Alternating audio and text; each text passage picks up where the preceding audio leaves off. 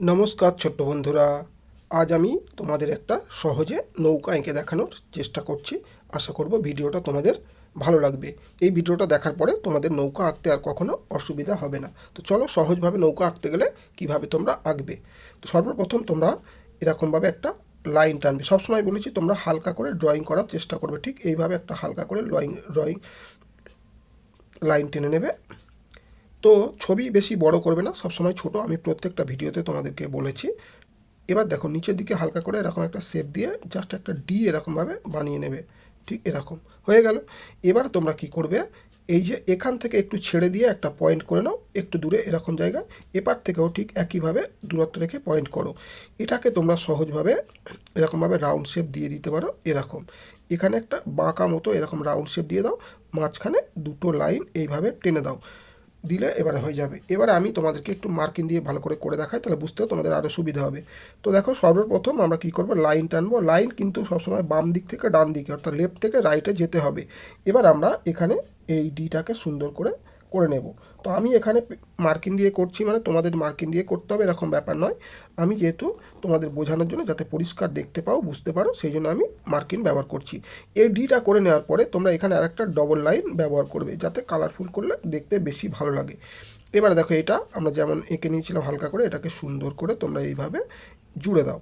এখান থেকেও এটাকে জুড়ে দাও। এখানে চাইলে তোমরা ডবল লাইন ইউজ করতে পারো এইভাবে। এখানে তোমরা দুটো লাইন ব্যবহার করবে জাস্ট এরকমভাবে, বেশি বড় করার দরকার নেই। এখানে দুটো দাগ এঁকে দিলাম। এবার এই কোণা থেকে মাঝখানে একটা লাইন দিলাম, এখানে আর একটা লাইন, এখানে আর একটা লাইন, এটা বাঁকা করে দিয়ে দেবো। এইবার নিচে জলের লাইনটা কিন্তু যেন নৌকাতে ঠেকে থাকে এটা তোমরা মাথায় রাখবে। জলে কোনো কোন না সৃষ্টি হয়ে এরকম অল্প বাঁকার উপরে যেন এরকম একটা ঢেউয়ের মতো জাস্ট এরকম দেখা যায়, তাহলেই হবে। তোমরা যেমনভাবে পারবে জল এরকম করে এঁকে দিও, শুধু খেয়াল রাখবে জলটা যেন না কোন সৃষ্টি হয়। তো দেখো একটা সুন্দর একটা নৌকা ছোটদের জন্য আঁকা হয়ে গেল। আশা করবো তোমরা এইভাবে নৌকা আঁকতে পারবে। তো তোমাদের একটু কালার করে দেখাই। কালার করতে গেলে উপরের যে অংশ এটা আমরা লাঠি বা বাঁশের লাঠি বোঝাচ্ছি, তো আমরা এখানে ব্রাউন কালার করে দিতে পারি, সুন্দরভাবে ব্রাউন কালার। এই যে ভিতরের অংশ এটাতেও তোমরা ব্রাউন কালার করে দেবে। তো ব্রাউন কালার এরকম সুন্দর করে এইভাবে তোমরা রং করবে। রং করার সময় একটা জিনিস তোমাদেরকে বলেছি, বারবার প্রত্যেকটা ভিডিওতে আমি একই কথা বলেছি, যে রং সাদা যেন না থাকে। ছোটদের জন্য একটাই প্রসেস, রং কোনো মতে সাদা রাখা যাবে না।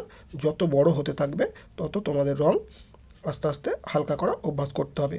তো এই যে বর্ডার লাইনটা রয়েছে এটা আমি রেড করে দিচ্ছি, আর নিচের যে বর্ডার লাইন এটাতেও রেড করে দেব। যেহেতু আমি রেডটা হাতে নিয়েছি একেবারে রেডের জায়গাগুলো আমি কমপ্লিট করে দিচ্ছি। তো দেখো এইভাবে সুন্দর করে চেপে চেপে রঙটা ভরাট করবে। আর রং যখন চেপে করবে, গাঢ় করবে, তখন কিন্তু একটু কাছে ধরার চেষ্টা করবে, তাহলেই হবে। তো দেখো কোথাও যেন না সাদা থাকে, একটু লক্ষ্য রাখবে। তোমরা ড্রয়িং করো, ড্রয়িং ভালোবাসো, ড্রয়িং করার মধ্যে একটা আলাদা মজা পাবে। দেখবে ড্রয়িং করলে মন ভালো থাকবে, অনেক তোমরা উপকার পাবে ড্রয়িংয়ের মাধ্যম দিয়ে। তো তোমার রং পেন্সিল নাও, নিজের ইচ্ছা মতো ড্রয়িং করো। চাইলে আমার ভিডিও দেখে এইভাবেও ড্রয়িং করতে পারো। তো দেখো আমরা এখানে রেড করে দিয়েছি। এবার যে উপরের অংশগুলো রয়েছে এগুলোতে আমরা আমাদের মতো করে কালার করব। আমি আমার মতো করছি, তোমরা এগুলো বিভিন্ন কালার তোমাদের মতো করে দিতে পারো। তো আমি ইয়েলো দিলাম, এখানে আমি এবারে গ্রিন দিচ্ছি। এগুলো ব্যক্তিগত কালার, তোমাদের যেমন ইচ্ছা হবে তোমরা সেইভাবে ভরে দিতে পারো। তোমাদের যদি পছন্দের অন্য কালার থাকে তোমরা অন্য কালারও দিতে পারো, কোনো অসুবিধা নেই।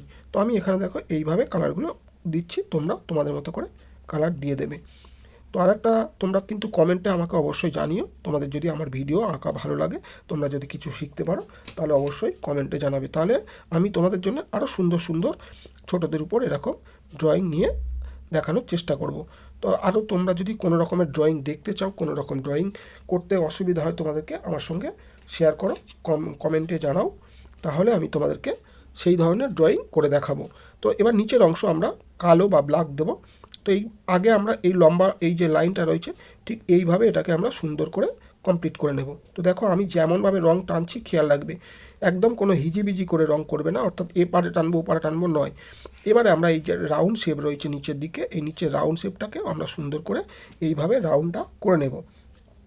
তো আমি এখানে একটা জিনিস তোমরা লক্ষ্য করো, যে আমি কিন্তু খাতা ঘোরাচ্ছি না। আমি যেখানে যে কাগজটা ড্রয়িং করছি আমি কিন্তু খাতা কোনো মতে ঘোরাচ্ছি না, ঠিক আছে? খাতা ঘোরানোটা কিন্তু আমাদের ঠিকঠাক নিয়ম বিরুদ্ধ, তো যাই হোক, তোমরা ছোট, তোমরা কিন্তু চাইলে খাতাটাকে এরকম এরকম করে ঘুরিয়ে নিতে পারো তোমাদের সুবিধে মতো, যাতে রং না বাইরে যায়। যত প্র্যাকটিস করবে, অভ্যাস হয়ে যাবে, বড় হতে থাকবে, আস্তে আস্তে শিখে যাবে, তখন তোমরা খাতা ঘোরানোটা আমার মতো বন্ধ করে দেবে। আমি কিন্তু খাতাটা একভাবে রেখেছি, প্রয়োজনে আমি হাতটাকে ঘুরিয়ে ঘুরিয়ে ব্যবহার করছি। তো তোমরা যদি প্রথম থেকে এরকম হাত ঘুরিয়ে ব্যবহার করতে পারো তাহলে আরও বেস্ট হয়। তো দেখো নিচটা করে দিয়েছি। এবার আমরা জলের এখানে আমরা একদম লাইট করে টানবো। তাহলে তোমাদেরকে বলেছিলাম লাইট করে টানতে গেলে রঙকে দূরে ধরতে হবে এরকম। তাহলে আমরা একদম এরকম পাশাপাশি লাইন এরকমভাবে জাস্ট লাইট করে টানবো, হালকা করে।